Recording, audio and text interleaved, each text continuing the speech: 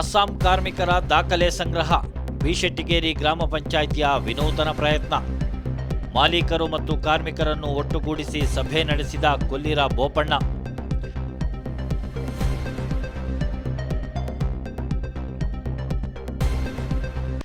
ಇತ್ತೀಚಿನ ದಿನಗಳಲ್ಲಿ ಅಸ್ಸಾಂ ಸೇರಿದಂತೆ ಹೊರ ರಾಜ್ಯದಿಂದ ಕೊಡಗು ಜಿಲ್ಲೆಗೆ ಕಾರ್ಮಿಕರಾಗಿ ಆಗಮಿಸುತ್ತಿರುವವರ ಸಂಖ್ಯೆ ಹೆಚ್ಚಾಗುತ್ತಿದ್ದಂತೆಯೇ ಹಲವು ಅಹಿತಕರ ಘಟನೆಗಳು ಅಲ್ಲಲ್ಲಿ ವರದಿಯಾಗುತ್ತಿವೆ. ಆದರೆ ಘಟನೆಗೆ ಸಂಬಂಧಿಸಿದ ವ್ಯಕ್ತಿಗಳನ್ನು ಕಂಡುಹಿಡಿಯಲು ಪೊಲೀಸರಿಗೆ ಸಾಧ್ಯವಾಗುತ್ತಿಲ್ಲ. ಈ ಹಿನ್ನೆಲೆಯಲ್ಲಿ ಕೊಡಗು ಜಿಲ್ಲಾ ಪೊಲೀಸ್ ವರಿಷ್ಠಾಧಿಕಾರಿ ಕೆ ರಾಮರಾಜನ್ ಕೊಡಗು ಜಿಲ್ಲೆಯ ಕಾಫಿ ತೋಟದಲ್ಲಿ ಹಾಗೂ ಇತರೆಡೆಯಲ್ಲಿ ವಲಸಿಗರಾಗಿ ಆಗಮಿಸಿರುವ ಕಾರ್ಮಿಕರ ದಾಖಲೆಗಳನ್ನು ಕಡ್ಡಾಯವಾಗಿ ಸಂಬಂಧಿಸಿದ ಮಾಲೀಕರು ಸಂಗ್ರಹಿಸಿಡಬೇಕು ಹಾಗೂ ಸ್ಥಳೀಯ ಮಟ್ಟದ ಪೊಲೀಸ್ ಠಾಣೆಗೆ ಅಗತ್ಯ ಮಾಹಿತಿ ನೀಡಬೇಕೆಂಬ ಸೂಚನೆ ನೀಡಿದ್ದ ಹಿನ್ನೆಲೆಯಲ್ಲಿ ಕೊಡಗು ಜಿಲ್ಲೆಯ ಪೊನ್ನಂಪೇಟೆಯ ಬಿಶೆಟ್ಟಿಗೇರಿ ಗ್ರಾಮ ಪಂಚಾಯಿತಿ ವ್ಯಾಪ್ತಿಯಲ್ಲಿ ರೈತರ ಬೆಳೆಗಾರರ ತೋಟದಲ್ಲಿ ನೆಲೆ ನಿಂತಿರುವ ಹೊರ ರಾಜ್ಯದ ಕಾರ್ಮಿಕರ ಮಾಹಿತಿಗಳನ್ನು ಪಡೆಯುವ ನಿಟ್ಟಿನಲ್ಲಿ ವಿಶೇಷ ಪ್ರಯತ್ನ ಮಾಡಲಾಯಿತು. ಬಿಶೆಟ್ಟಿಗೇರಿ ಗ್ರಾಮ ಪಂಚಾಯಿತಿ ಅಧ್ಯಕ್ಷರಾದ ಕೊಲ್ಲಿರ ಬೋಪಣ್ಣನವರು ಪಂಚಾಯಿತಿ ವ್ಯಾಪ್ತಿಯ ಬೆಳೆಗಾರರನ್ನು ಹಾಗೂ ರೈತರನ್ನು ವಿಶ್ವಾಸಕ್ಕೆ ಪಡೆಯುವ ಮೂಲಕ ತಮ್ಮ ತೋಟಗಳಲ್ಲಿರುವ ಕಾರ್ಮಿಕರ ಅಗತ್ಯ ಮಾಹಿತಿಗಳನ್ನು ಸಂಗ್ರಹಿಸುವ ನಿಟ್ಟಿನಲ್ಲಿ ಸಭೆಯನ್ನು ಆಯೋಜಿಸಿ ಆ ಮೂಲಕ ದಾಖಲೆ ಸಂಗ್ರಹಕ್ಕೆ ಮುಂದಾಗಿದ್ದಾರೆ. ಪಂಚಾಯಿತಿಯಲ್ಲಿ ನೆರೆದಿದ್ದ ಅಪಾರ ಸಂಖ್ಯೆಯ ಹೊರ ರಾಜ್ಯದ ಕಾರ್ಮಿಕರನ್ನು ಉದ್ದೇಶಿಸಿ ಮಾತನಾಡಿದ ಇವರು, ಈಗಾಗಲೇ ಕೊಡಗು ಜಿಲ್ಲೆಯ ವಿವಿಧ ಭಾಗಕ್ಕೆ ಆಗಮಿಸಿ ಕೂಲಿ ಕೆಲಸಕ್ಕೆ ತೊಡಗಿಕೊಂಡಿದ್ದೀರಾ. ಎಲ್ಲ ದಾಖಲೆಗಳು ಪೊಲೀಸ್ ಇಲಾಖೆಯಲ್ಲಿ ಹಾಗೂ ಪಂಚಾಯಿತಿಯಲ್ಲಿ ಸಂಗ್ರಹಿಸಲಾಗುತ್ತಿದೆ. ಯಾರೂ ಕೂಡ ಅಪರಾಧ ಪ್ರಕರಣಗಳಲ್ಲಿ ತಮ್ಮನ್ನು ತೊಡಗಿಸಿಕೊಳ್ಳಬಾರದು. ತಾವು ನೆಲೆಸಿರುವ ಲೈನ್ ಮನೆಗಳಲ್ಲಿ ಸಂಬಂಧಿಕರ ನೆಪದಲ್ಲಿ ಬರುವ ಕಾರ್ಮಿಕರ ಮಾಹಿತಿಯನ್ನು ತೋಟದ ಮಾಲೀಕರಿಗೆ ಆಗಿಂದಾಗೆಯೇ ನೀಡಬೇಕು. ಮಾಲೀಕರೊಂದಿಗೆ ಉತ್ತಮ ಸೌಹಾರ್ದತೆ ಕಾಪಾಡಿಕೊಳ್ಳಬೇಕು. ಕೂಲಿಯ ವಿಚಾರದಲ್ಲಿ ಮಾಲೀಕರೊಂದಿಗೆ ಮುಂಗಡ ಹಣ ಪಡೆದು ನಂತರ ಕರ್ತವ್ಯ ನಿರ್ವಹಿಸದೆ ಮಾಲೀಕರೊಂದಿಗೆ ಜಗಳವಾಡಿಕೊಂಡು ತೆರಳುವಂತಾಗಬಾರದು ಎಂದರು. ಮಾಲೀಕರು ಕೂಡ ಕಾರ್ಮಿಕರಿಗೆ ನಿಗದಿಪಡಿಸಿದ ದಿನಗೂಲಿಯನ್ನು ಕೊಟ್ಟ ಮಾತಿನಂತೆಯೇ ನೀಡಬೇಕು. ಆರಂಭದಲ್ಲಿಯೇ ಈ ಬಗ್ಗೆ ಕಾರ್ಮಿಕರು ಹಾಗೂ ಮಾಲೀಕರು ಒಪ್ಪಂದ ಮಾಡಿಕೊಳ್ಳಬೇಕು. ಇದರಿಂದ ಇಬ್ಬರ ನಡುವೆ ಎಂದಿಗೂ ಸಮಸ್ಯೆ ಎದುರಾಗುವುದಿಲ್ಲ. ನಕಲಿ ದಾಖಲೆ ನೀಡಿ ಮಾಲೀಕರನ್ನು ವಂಚಿಸಬಾರದು ಎಂದು ವಲಸಿಗ ಕಾರ್ಮಿಕರಿಗೆ ಹಾಗೂ ಮಾಲೀಕರಿಗೆ ಕೊಲ್ಲಿರ ಬೋಪಣ್ಣ ಸೂಚನೆ ನೀಡಿದರು. ನೀವು ಎಲ್ಲರೂ ನೋಡಿರ್ಬೋದು, ಪತ್ರಿಕೆಯಲ್ಲಿ ಇರ್ಬೋದು, ಮಾಧ್ಯಮದಲ್ಲಿ ನೋಡಿರ್ಬೋದು. ನಮ್ಮ SP ಅವರು ಖಡಕ್ಕಾಗಿ ಒಂದು ಸಂದೇಶವನ್ನು ಕೊಟ್ಟಿದ್ದಾರೆ. ಏನು ಸಂದೇಶ ಅಂತ ಹೇಳಿದರೆ, ಇವತ್ತು ಯಾವುದೋ ಹೊರ ರಾಜ್ಯದಿಂದ ಯಾವ ಕಾರ್ಮಿಕರು ಬರ್ತಾರೆ ಅವರನ್ನು ಏನಾದರೂ ತೊಂದರೆ ಆದಲ್ಲಿ ನೇರವಾಗಿ ಮೊದಲನೇ ಆ್ಯಕ್ಟಿಸ್ಟ್ ಆಗಿ ಓನರ್ನೇ ಮಾಡ್ತೀವಿ ಅಂತೇಳಿ ಅವ್ರು ಹೇಳಿದ್ದಾರೆ. ಇದರಿಂದ ಇಂಥ ತೊಂದರೆ ನಮಗೆ ಆಗಬಾರ್ದು ಅಂತ ಹೇಳೋ ಉದ್ದೇಶದಿಂದ ಈ ಕಾರ್ಯಕ್ರಮವನ್ನು ನಾವು ಹಮ್ಮಿಕೊಂಡಿದ್ದೀವಿ. ಅದಲ್ಲದೆ ಇವತ್ತು ಎಲ್ಲ ದಾಖಲಾತಿಗಳನ್ನು ಸಹ ನಮ್ಮ ಬೆಳೆಗಾರರು ಇಲ್ಲಿ ಇವತ್ತು ತಂದು ಕೊಡ್ತಾ ಇದ್ದಾರೆ. ಅದು ಒಳ್ಳೆ ಬೆಳವಣಿಗೆ. ಇವತ್ತು ಈ ಸಂದೇಶ ನಾವು ಇಡೀ ಕೊಡಗಿನ ಜನಕ್ಕೆ ಇದು ಹೋಗಬೇಕು. ಯಾಕೆಂತೇಳಿದ್ರೆ ಬರೀ ಪೊಲೀಸ್ ಅವ್ರ ಮೇಲೆ ಮಾತ್ರ ಹೇಳಿದ್ರೆ ಆಗೋದಿಲ್ಲ. ಪೊಲೀಸ್ ಅವ್ರ ಜೊತೆ ನಾವು ಸಹ ಸಾರ್ವಜನಿಕರು ಸಹ ಕೈ ಜೋಡಿಸಿದ್ರೆ ಯಾವುದೇ ಅಹಿತಕರ ಘಟನೆ ನಡೆಯೋದಿಲ್ಲ, ನಡಿಬಾರ್ದು. ಮತ್ತು ಇನ್ನೊಂದು ವಿಚಾರ ಏನಂತ ಹೇಳಿದ್ರೆ, ಕಾರ್ಮಿಕರು ಅಷ್ಟೇ. ಇವತ್ತು ಅವರವರ ಕಾರ್ಮಿಕರನ್ನ ಅವರವರ ಹದ್ದುಬಸ್ತಲ್ಲಿ ಇಟ್ಕೊಳ್ಬೇಕಾಗ್ತದೆ. ಎಲ್ಲರಿಗೂ ಹೇಳ್ತಾ ಇದ್ದೀವಿ ಅಷ್ಟೇ. ಇವತ್ತು ರಸ್ತೆಯಲ್ಲಿ ನಡೆದುಕೊಂಡು ಹೋಗುವಾಗ ಕೆಲವು ನಮ್ಮಲ್ಲಿ 2 ಪುಕಾರ್ ಬಂದಿದೆ ಇಲ್ಲಿ ನಮ್ಮಲ್ಲಿ ಗ್ರಾಮ ಪಂಚಾಯತಿಗೆ. ಏನು ಅಂತ ಹೇಳಿದ್ರೆ, ರಸ್ತೆ ಬದಿಯಲ್ಲೇ ಕೂತ್ಕೊಂಡು ಮೊಬೈಲಲ್ಲಿ ಕೂತ್ಕೊಂಡು ಮೊಬೈಲ್ ನೋಡ್ಕೊಂಡು ಕೂರ್ತಾರಂತೆ. ವೆಹಿಕಲ್ ಹೋದರೆ ದಾರಿ ಬಿಡೋದಿಲ್ಲ. ಮತ್ತು ಇವರು ತೋಟಕ್ಕೆ ಕೆಲಸ ಹೋದ್ಮೇಲೆ ಮಕ್ಕಳನ್ನು ರೋಡಲ್ಲಿ ಬಿಟ್ಬಿಡ್ತಾರಂತೆ. ಇದನ್ನು ಪ್ರತಿ ಮಾಲೀಕರು ಸಹ ಇದನ್ನು ಅರ್ಥ ಮಾಡಿಕೊಂಡು ನೀವು ಅದನ್ನು ಕಂಟ್ರೋಲ್ ಮಾಡ್ಕೊಳ್ಬೇಕು. ಯಾಕೆಂತಂದರೆ ರಸ್ತೆ ಬದಿಯಲ್ಲಿ ಇವತ್ತು ಯಾರೋ ಒಬ್ಬರು ಏನೋ ಅರ್ಜೆಂಟಲ್ಲಿ ಹೋಗ್ತಾ ಇದ್ದಾರೆ, ಯಾವುದೋ ಮಕ್ಕಳಿಗೆ ತೊಂದರೆ ಆಗ್ತದೆ. ಮೊನ್ನೆ ದಿನ ಅಥವಾ ಇದೇ ನಮ್ಮ ಕುಟ್ಟದಿ ಗ್ರಾಮದಲ್ಲಿ ಅಮ್ಮೆಕ್ಕಂಡ ಜಿಮ್ಮಿಯವರ ತೋಟದಲ್ಲಿ ಒಂದು ಘಟನೆ ನಡೆದಿದೆ. ಅದು ನೀವು ಗೊತ್ತಿರಬೇಕು ಏನು ಅಂತೇಳಿ. ಒಂದು ಮಗು ಏನೋ ಅಕಸ್ಮಾತ್ ತೀರ್ಕೊಂಡ್ಬಿಟ್ಟಿದೆ. ತೀರ್ಕೊಂಡಾದ್ಮೇಲೆ ಇವರು ಅದನ್ನು ತೀರ್ಕೊಂಡಿರಲಿಲ್ಲ, ಇವರು ಆಸ್ಪತ್ರೆಗೆ ಕರ್ಕೊಂಡು ಹೋಗಿದ್ದಾರೆ. ಆಸ್ಪತ್ರೆಗೆ ಕರ್ಕೊಂಡು ಹೋದ್ಮೇಲೆ ತೀರ್ಕೊಂಡ್ಬಿಟ್ಟಿದೆ.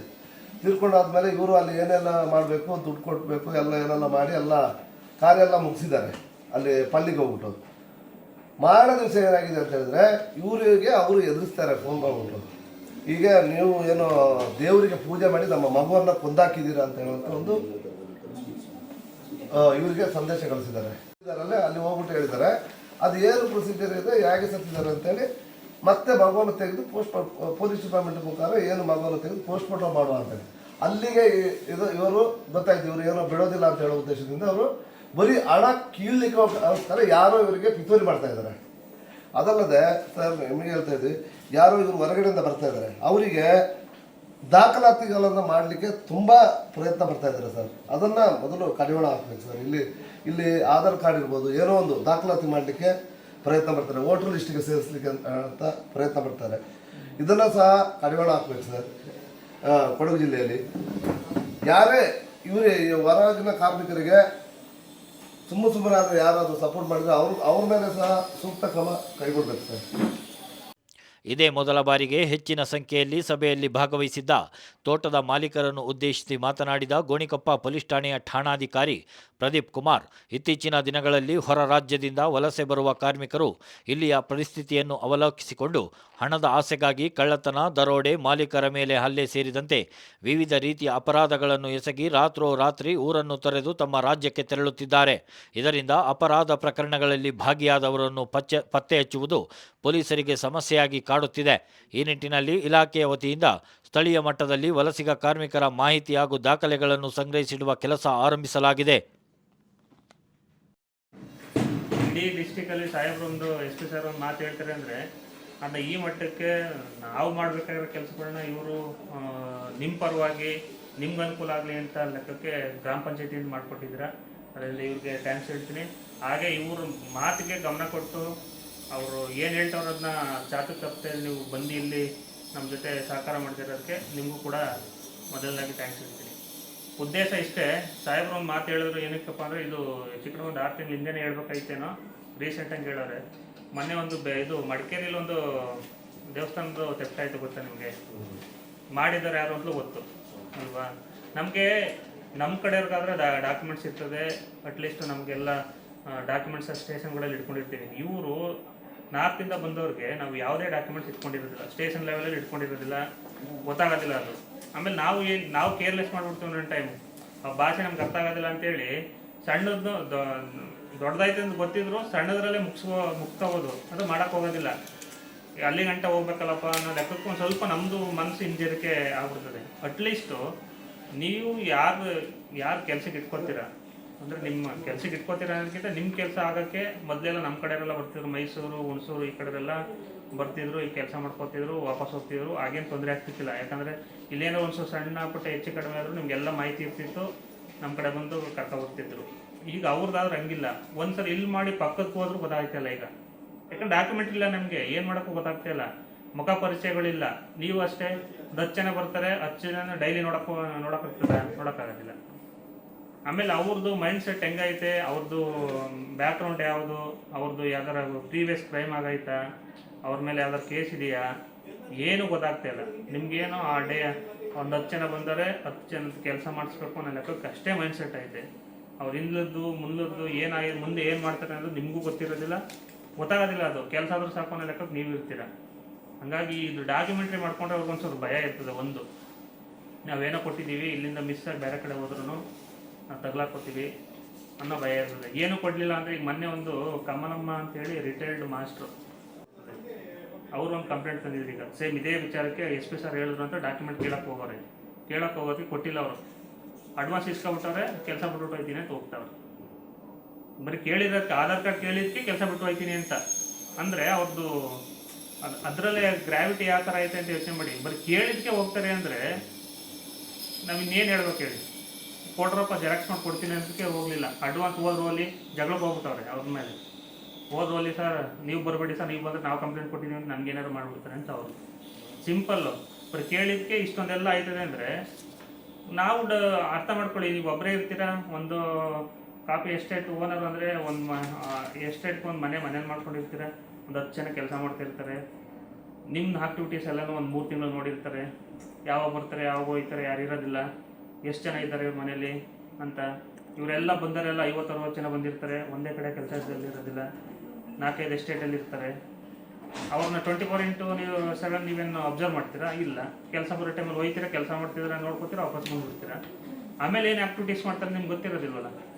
ಅಲ್ಲೇ ಒಂದು ಗುಂಪು ಮಾಡ್ಕೊತಾರೆ, ಕರೆಕ್ಟಾಗಿ ಪ್ಲ್ಯಾನ್ ಮಾಡಿ ಏನಾದ್ರು ಮಾಡಿ ಹೋಯ್ತು ಅಂದರೆ ಕೆಲಸನೂ ಕೊಟ್ಟು ನಮಗೆ ನಮ್ಮ ಹಳ್ಳಕ್ಕೆ ನಾವೇ ಬೀಳ್ದಂಗೆ ನಾವಾಯಿತು. ಅಟ್ಲೀಸ್ಟ್ ಡಾಕ್ಯುಮೆಂಟ್ ಇತ್ತು ಅಂದರೆ ನಾವು ಫ್ರೀ ಇದ್ದಾಗ ಅವ್ರದ್ದೇನಾದ್ರು ಕ್ರೈಮ್ ಆಕ್ಟಿವಿಟೀಸ್ ಇದೆ ಅಂತ ನಾವು ಚೆಕ್ ಮಾಡ್ಕೊತೀವಿ. ಒಂದು 10 ಜನ ನಿಮ್ಮ ಕಡೆ ಇತ್ತು ಅಂದರೆ ನೋಡಪ್ಪ ಒಬ್ಬ ಈ ಥರದವನೇ, ಸ್ವಲ್ಪ ಆಮೇಲೆ ಗಮನ ಇಡು, ತೆಗ್ದಾಗ ಕಳಿಸಿ, ಈ ಥರ ಹೇಳ್ತೀವಿ. ಈಗ ಎಲ್ಲ ಸಾಫ್ಟ್ವೇರ್ ಎಲ್ಲ ಅಪ್ಡೇಟ್ ಆಯ್ತಾ ಇದೆ. ಪ್ರತಿಯೊಬ್ಬರದ್ದು ನನ್ನ ಹೆಸರು ನೋಡಿದ್ರೆ ನಾನು ಇಡೀ ಇಂಡಿಯಾದಲ್ಲಿ ಎಲ್ಲೆಲ್ಲಿ ಕ್ರೈಮ್ ಮಾಡಿದ್ದೀನಿ ಅದೆಲ್ಲ ಗೊತ್ತಾಯ್ತದೆ. ಹಂಗಾಗಿ ನಿಮ್ಮ ಹತ್ರ ಡಾಕ್ಯುಮೆಂಟ್ಸ್ ಇಟ್ಕೊತು ಅಂದರೆ ನಾವು ಡೈಲಿ ಬಂದು ಪ್ರತಿಯೊಬ್ಬರದ್ದು ಚೆಕ್ ಮಾಡೋಕ್ಕಾಗೋದಿಲ್ಲ. ಮಾಡ್ಬೋದು, ತುಂಬ ಲೇಟ್ ಆಯ್ತದೆ. ಈ ಒಂದು ತಿಂಗ್ಳಿಗೆ 1 ಸಲ 2 ಸಲ ಬಿಟ್ಟು ಬಂದಾಗ 1 ಮನೆ 2 ಮನೆ ಚೆಕ್ ಮಾಡ್ಬೋದು. ನಾವು ಎಲ್ಲರೂ ಮೂರ ಮಾಡೋಕ್ಕಾಯ್ತದ? ನೀವೇ 100 ಎಕರೆ ಇಟ್ಕೊತು ಅಂದರೆ ನೀವೇ ಎಲ್ಲೆಲ್ಲಿ ಇಟ್ಟಿದ್ದೀರ ಅಂತ ನಿಮಗೆ ಗೊತ್ತಿರೋದಿಲ್ಲ ಕೇಳಿದ್ರೆ. ಹಂಗಾಗಿ ನೀವು ಡಾಕ್ಯುಮೆಂಟ್ಸ್ ಕಲೆಕ್ಟ್ ಮಾಡಿಕೊಟ್ರೆ ನಾವು ಬಿಟ್ಟವ್ರಿಗೆ ಹೇಳಿದ್ದೀವಿ, ಅವರು ಕಲೆಕ್ಟ್ ಮಾಡ್ತಾರೆ. ಸಂಬಂಧಪಟ್ಟಂಗೆ ನಾವು ಅದನ್ನ ಮಾಹಿತಿ ಕಲೆಕ್ಟ್ ಮಾಡ್ಕೊಂಡು ಈಗ ಮಾಡಿದ್ರೆ ಅಟ್ಲೀಸ್ಟ್ ಅವರು ಇವತ್ತು ಬಂದು ಒಂದು 5 ಜನ ಸೇರಿಕೊಂಡ್ರು ಅಂದರೆ ಯಾವಾಗ ಬಂದು ಸೇರಿಕೊಂಡ್ರು ಏನೋ ನನ್ನ ಕೈಲಿ ಆಗೋದಿಲ್ಲ ಬಿಟ್ಟು ಹೋಗ್ತವೆ ಅಂದರೆ ಯಾವ ಬಿಟ್ಟು ಹೋದ್ರು ನಿಮ್ಮ ಜವಾಬ್ದಾರಿ ಮುಗೀತದೆ. ನೆಕ್ಸ್ಟ್ ಏನಾದ್ರು ಬೇರೆ ಕಡೆ ಎಲ್ಲರೂ ಹೋಗಿದ್ರೆ ಅವ್ರು ಸೇರಿಸ್ಕೊಂಡಿರ್ತಾರೆ. ಇಲ್ಲ ವಾಪಸ್ ಹೋಗೋಣ ಇಲ್ವಾ ಅಂತ ನಾವು ಚೆಕ್ ಮಾಡ್ಕೊಳಕ್ಕೆ ಅನುಕೂಲ ಆಗ್ತದೆ. ನಮ್ಮ ಏನಾದ್ರು ಈ ಥರ ಏನಾರು ಕ್ರೈಮ್ ಆಯಿತು ಅಂದರೆ ನಮ್ಮ ಇನ್ವೆಸ್ಟಿಗೇಷನ್ಗೆ ಅನುಕೂಲ ಆಗ್ತದೆ. ಇಲ್ಲ ನಾವು ಪದೇ ಬಂದು ಸಂಬಂಧಪಟ್ಟವ್ರನ್ನೇ ಕೇಳಿ ನಿಮಗೂ ಬೇಜಾರಾಗೋದು ಬೇಡ ಅಲ್ವಾ? ಆ ವಿಚಾರಕ್ಕೆ ನಮ್ಮ SP ಸಾಹೇಬರು ಒಂದು ಮೆಸೇಜ್ ಹಾಕಿರೋದಕ್ಕೆ ಸಾಹೇಬರು ಎಲ್ಲ ಸೇರ್ಕೊಂಡು ಮಾಡಿದ್ರೆ ಇದೇ ಥರ ಗ್ರಾಮ ಪಂಚಾಯತ್ ಎಲ್ಲ ಮಾಡೋದು ನಮಗೂ ಅನುಕೂಲ ಆಯ್ತದೆ. ಒಳ್ಳೆಯದಾಗಲಿ. ಎಲ್ಲರೂ ಸೇರಿಸಿ ಈ ಥರ ಮಾಡಿಕೊಟ್ರೆ ನಮಗೂ ಅನುಕೂಲ ಆಯ್ತದೆ. ಬಿ ಶೆಟ್ಟಿಗೇರಿ ಪಂಚಾಯಿತಿಯಲ್ಲಿ ಮೊದಲ ಬಾರಿಗೆ ದೊಡ್ಡ ಪ್ರಮಾಣದಲ್ಲಿ ದಾಖಲೆ ಸಂಗ್ರಹಿಸುವ ಕಾರ್ಯ ನಡೆದಿರುವುದು ಶ್ಲಾಘನೀಯ. ಇದರಿಂದ ಪೊಲೀಸ್ ಇಲಾಖೆಗೆ ಅನುಕೂಲವಾಗಲಿದೆ. ಪಂಚಾಯಿತಿ ಮಟ್ಟದಲ್ಲಿಯೂ ಪ್ರತಿ ತೋಟದ ಮಾಲೀಕರ ಬಳಿ ಕಾರ್ಮಿಕರ ವಿವರಗಳು ಲಭ್ಯವಾಗಲಿದೆ. ದಾಖಲೆ ಇಲ್ಲದೆ ಹೊರ ರಾಜ್ಯದ ಕಾರ್ಮಿಕರನ್ನು ಯಾವುದೇ ಕಾರಣಕ್ಕೂ ಕೆಲಸಕ್ಕಾಗಿ ನೇಮಿಸಿಕೊಳ್ಳಬಾರದು ಎಂದು ಬೆಳೆಗಾರರಿಗೆ ಹಲವು ಸೂಚನೆಗಳನ್ನು ನೀಡಿದರು. 9 ಗಂಟೆಯಿಂದಲೇ ತೋಟದ ಮಾಲೀಕರು ತಮ್ಮಲ್ಲಿರುವ ಕಾರ್ಮಿಕರನ್ನು ಪಂಚಾಯಿತಿಗೆ ಕರೆತರುವ ಮೂಲಕ ಅವರ ಅಗತ್ಯ ದಾಖಲಾತಿಗಳನ್ನು ಪೊಲೀಸರ ಸಮ್ಮುಖದಲ್ಲಿ ಪಂಚಾಯಿತಿ ಅಧಿಕಾರಿಗಳಿಗೆ ನೀಡಿ ಮಾಹಿತಿಯನ್ನು ಸಂಗ್ರಹಿಸಲಾಯಿತು. ಕಾರ್ಮಿಕರೊಂದಿಗೆ ಅವರ ಮಕ್ಕಳು ಸೇರಿದಂತೆ ಕುಟುಂಬ ಸದಸ್ಯರ ಮಾಹಿತಿಯನ್ನು ಪಡೆಯಲಾಯಿತು. ಪೊಲೀಸ್ ಅಧಿಕಾರಿಗಳು ಹೊರ ರಾಜ್ಯದ ಕಾರ್ಮಿಕರಿಗೆ ಅಪರಾಧ ಪ್ರಕರಣಗಳಲ್ಲಿ ತೊಡಗಿಸಿಕೊಳ್ಳದಂತೆ ಈ ಬಗ್ಗೆ ಅನುಮಾನವಿದ್ದಲ್ಲಿ ತೋಟದ ಮಾಲೀಕರಿಗೆ ಮಾಹಿತಿ ನೀಡುವಂತೆ ಸಲಹೆ ನೀಡಿದರು.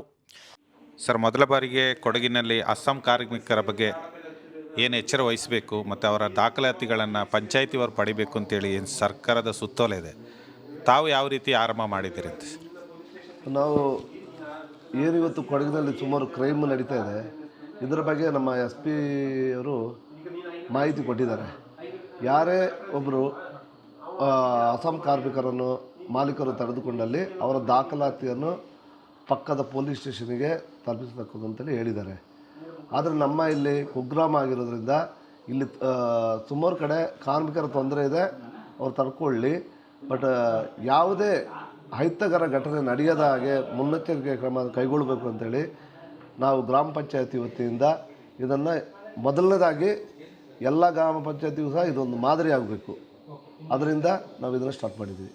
ಸರ್, ಈಗ ನೀವು ಈ ಮಾಹಿತಿಗಳನ್ನ ಕೊಟ್ಟ ತಕ್ಷಣ ಮಾಲೀಕರ ರೆಸ್ಪಾನ್ಸ್ ಯಾವ ರೀತಿ ಇದೆ, ಸ್ಪಂದನೆ ಯಾವ ರೀತಿ ಇದೆ ಅಂತೇಳಿ? ಖಂಡಿತವಾಗಲೂ ಎಲ್ಲ ಮಾಲೀಕರು ಸಹ ಇದನ್ನು ಸ್ಪಂದನೆ ಮಾಡ್ತಾ ಇದ್ದಾರೆ. ಅವರಿಗೂ ಇದರ ಅವಶ್ಯಕತೆ ಇತ್ತು, ಮಾಡೋ ಅವಶ್ಯಕತೆ ಇತ್ತು. ಅವರಿಗೂ ಸಹ ಎಲ್ಲರೂ ಸ್ಪಂದನೆ ಮಾಡ್ತಾ ಇದ್ದಾರೆ. ಈಗ ಯಾವ್ಯಾವ ದಾಖಲೆಗಳನ್ನು ತಾವು ಪಂಚಾಯತಿ ಥ್ರೂ ಪಡಿತಾ ಇದ್ದೀರಿ ಮಾಲೀಕರಿಂದ? ಮಾಲೀಕರು ಅವರ ಆಧಾರ್ ಕಾರ್ಡಿನಿಂದ ಏನು ಅವ್ರ ಹತ್ರ ದಾಖಲಾತಿ ಇದೆ ಅದನ್ನು ಒಂದು ಜೆರಾಕ್ಸ್ ಪ್ರತಿ ಮತ್ತು ಯಾವ ಮಾಲೀಕರ ಮನೆಯಲ್ಲಿದ್ದಾರೆ ಅಂತ ಹೇಳೋದು ಒಂದು ಅವರ ಆಧಾರ್ ಕಾರ್ಡ್ ಪ್ಲಸ್ ಅದರಲ್ಲಿ ಆ ಮಾಲೀಕರ ಅಡ್ರೆಸ್ ಇದನ್ನೆಲ್ಲ ತಗೊಂಡು ನಾವು ಒಂದೊಂದು ಫೈಲ್ ಮಾಡಿ ಇಟ್ಕೊಳ್ತಾ ಇದ್ದೀವಿ. ಒಟ್ಟಾಗಿ ಅಭಿಪ್ರಾಯ ಉತ್ತಮವಾಗಿ ರೆಸ್ಪಾನ್ಸ್ ಆಗ್ತಾ ಇದೆ ಸರ್ ಎಲ್ಲ ಮಾಲೀಕರಿಗೆ? ಹೌದು, ಖಂಡಿತವಾಗ್ಲೂ ಆಗ್ತಾ ಇದೆ.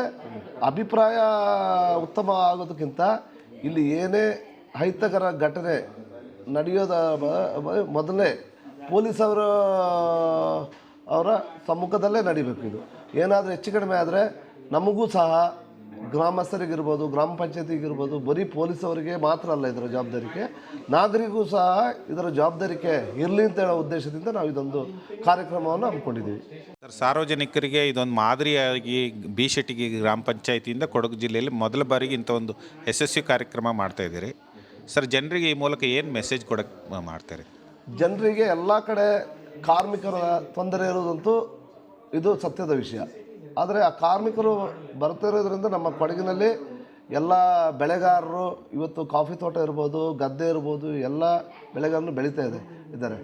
ಆದರೆ ಅವ್ರು ಏನು ಬೆಳೀತಾ ಇದ್ದಾರೆ ಒಳ್ಳೆಯದಾಗ್ತಿದೆ, ಅಷ್ಟೇ ನಮಗೆ ಕೆಟ್ಟ ಅಭಿಪ್ರಾಯನೂ ಕಾಣ್ತಾ ಇದೆ.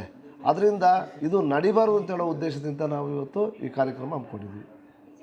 ಸಭೆಯಲ್ಲಿ ಗ್ರಾಮ ಪಂಚಾಯಿತಿ ಉಪಾಧ್ಯಕ್ಷರಾದ ಕಾವೇರಮ್ಮ, ಪಿಡಿಒ ಪರಮೇಶ್ವರ್ ಸೇರಿದಂತೆ ಗ್ರಾಮದ ಮುಖಂಡರಾದ ತೀತಿಮಾಡ ಸದನ್, ನಾಮೇರ ರಾಜ, ನಾಮೇರ ದೀಪಕ್, ಕಳ್ಳಿಚೆಂಡ ದೀಪಕ್, ನಿವೃತ್ತ ಸೈನಿಕರಾದ ಕೊಲ್ಲಿರ ಆರ್ ಬೋಪಣ್ಣ, ಕಾಳೆಂಗಳ ಅಯ್ಯಪ್ಪ, ಅಣ್ಣಿರ ಸತೀಶ್ ಸೇರಿದಂತೆ ಹಲವು ಪ್ರಮುಖರು ಭಾಗವಹಿಸಿದ್ದರು.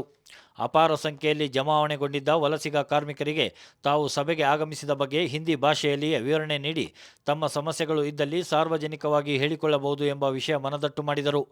ದಾಖಲೆಗಳು ಯಾವ ಉದ್ದೇಶಕ್ಕೆ ಪಡೆಯಲಾಗುತ್ತಿದೆ ಎಂದು ಕಾರ್ಮಿಕರಿಗೆ ನಿವೃತ್ತ ಸೈನಿಕರಾದ ಕೊಲ್ಲಿರ ಆರ್ ಬೋಪಣ್ಣ ವಿವರಿಸಿದರು.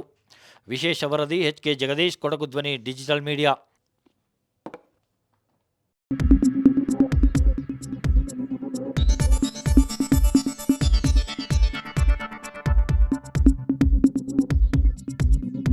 ನಾನು ನಿಮ್ಮ ಜಗದೀಶ್, ಕೊಡಗು ಧ್ವನಿ ಡಿಜಿಟಲ್ ಮೀಡಿಯಾದಿಂದ. ನಮ್ಮ ಚಾನಲನ್ನು ಸಬ್ಸ್ಕ್ರೈಬ್ ಮಾಡಿ, ಲೈಕ್ ಮಾಡಿ, ಶೇರ್ ಮಾಡಿ.